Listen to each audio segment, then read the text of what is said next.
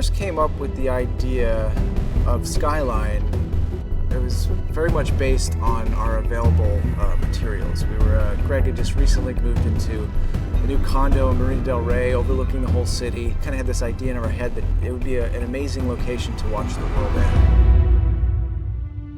The first film had very much a Cinderella story. I mean, we basically got all the financing secured on a 2-page pitch document. The entire shooting budget was under $1 million, which is very, very small budget for a 50-day shoot for a feature film, especially one with as many visual effects as it had and a lot of action sequences. We developed the movie in a box because a lot of it takes place inside the one condo. On the sequel, we wanted to open it up a lot. We wanted to be able to travel around the globe. We wanted to be able to get outside and combat aliens out in the city streets and the subway tunnels, anything but staying trapped inside a box. So that's what we really tried to avoid for the second movie. The seed of the treatment was always that we would start in LA, then go up into the ship and kind of land someplace else. And it just kind of became more of a challenge of how do I do something different? How do I put it in a different scenery, and how do I make it more personal and specific? When I read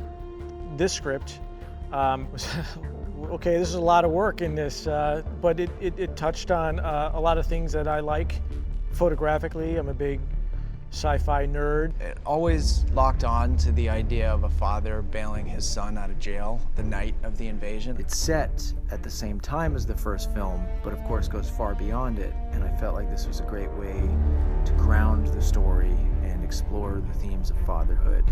The character of Mark Corley was based on my best friend growing up, Matthew Santoro's father, Charles Santoro, from the Quincy Police Department in Massachusetts, who was a very strict, authoritarian figure, but had a heart of gold. I was really keen on what was going to be happening in the story and the characters, and it seemed like there was a lot more attention to characterization on this one. I first really noticed Frank Grillo in Warrior, I believe in 2011. I thought he kind of stole every scene in that movie, and he had a real authenticity, which I think is kind of the word that keeps coming up when people talk about Frank. Literally his first day of shooting was a huge action fight sequence in 16 inches of water and mud in a rice paddy. That was basically that set the tone for the way this shoot was going to go. It's like it's going to be physically demanding, grueling, very tough conditions, and there was no warm-up. It just right away, hit the ground running and fists were flying. I spent a lot of time with him. Fighting with him is great. He's a true professional when it comes to, he takes his fighting seriously, actually. He's a really good boxer and trains a lot, works very hard. When I started writing the script, I immediately thought Frank as the lead. It was a big coup to get him involved, and it was a big learning experience for me. We immediately started Skyping and talking about the character and talking about the script and reworking a lot of the stuff, especially in the first act, to really lock into who this guy was and create the character of Mark. They were excited that they had a possible lead on Eco and Yan Yan. I was just a massive fan of The Raid and The Raid 2. To me, it just seemed, too good to be true. I didn't even think it was a realm of possibility. Once they got on board, it flipped the whole back end of the movie. The next thing you know, Eco and Yayan were on a plane to go scout with us, and I kind of showed them what the general beats of the fight were in my mind, and then they just took their shoes off in the middle of the muddy rice paddies and started fighting each other, pretty much full speed, and then turned and looked at me and said, what do you think? And it's just, it's the best. It was crazy to me that I even got to have an opinion on what they were doing.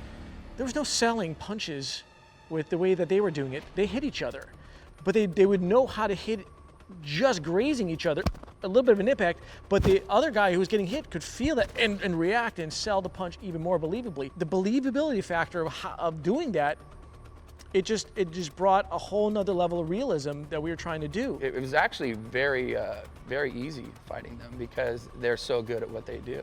I was in the alien suit fighting them, and those two were just, they just dance around you and stabbing you and doing all this stuff, it's barely touching you.